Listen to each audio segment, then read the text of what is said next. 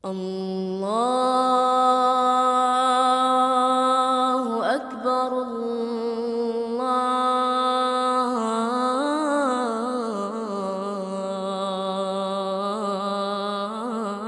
Allahu Akbar.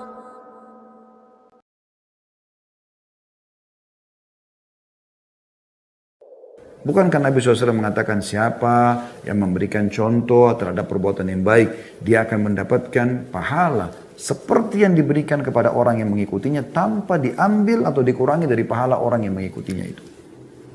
Kita ajak orang sholat, kita dapat pahala, dia juga dapat pahala. Tapi dia punya pahala nilai seperti dia punya diberikan kepada kita karena kita mengajaknya. Makin banyak kita mengajak orang, maka makin banyak bonus-bonus yang kita dapatkan. Dan ini sebuah karunia yang Allah berikan kepada kita teman-teman sekalian. Selain ibadah yang kita kerjakan sendiri, kita bisa panen juga dari orang-orang yang kita ajak.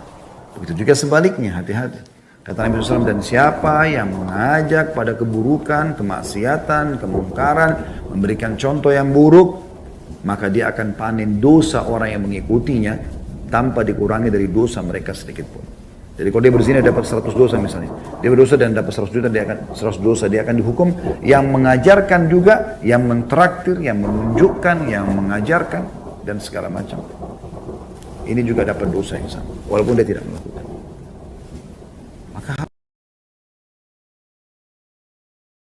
kita sudah tahu masa muda, masa yang lebih energik. Ada ekstra energi yang kita miliki.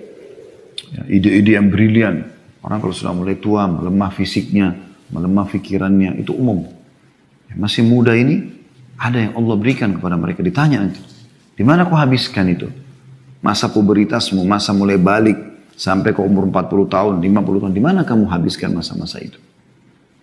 Banyak orang subhanallah kadang-kadang mengatakan, mumpung masih muda, nggak apa-apa. Dulu ayah, dulu ibu waktu masih muda, begini dan begitu. Ini kebodohan mengajarkan anaknya, generasi yang harusnya menjadi amal jariah buat dia dengan sholat, dengan puasa, dengan hafal Quran, dengan hafal hadis, ya, dengan hadir majelis ilmu, malah diajarkan untuk kenapa nggak ikutin dulu ayah? Ayah dulu punya pacar 100, ibu dulu gonta-ganti dan seterusnya.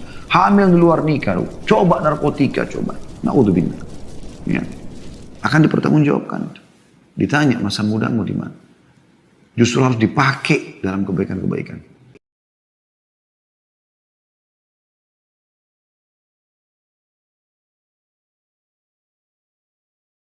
Ada sebuah kalimat teman-teman, hindari kalimat ini khusus untuk Allah.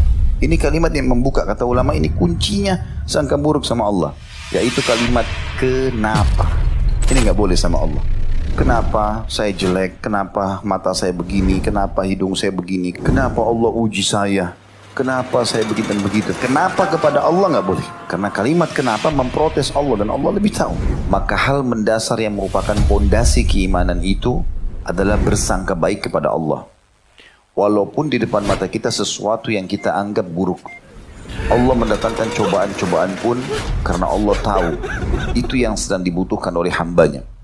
Berapa banyak kasus-kasus dalam kehidupan kita yang tadinya kita pikir saya harus menikah sama fulan, saya harus bekerja sama fulan, saya harus bersahabat sama fulan. Dan kita menyesal pada saat tidak terjadi itu semua. Ternyata setelah sekian tahun baru kita tahu. Dan kita bersyukur justru kenapa kita tidak terjalin hubungan sama orang tersebut.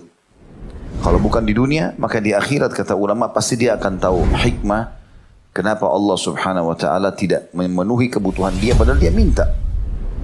Dan Allah sayang, dia melebihi sayang ibu kepada anaknya.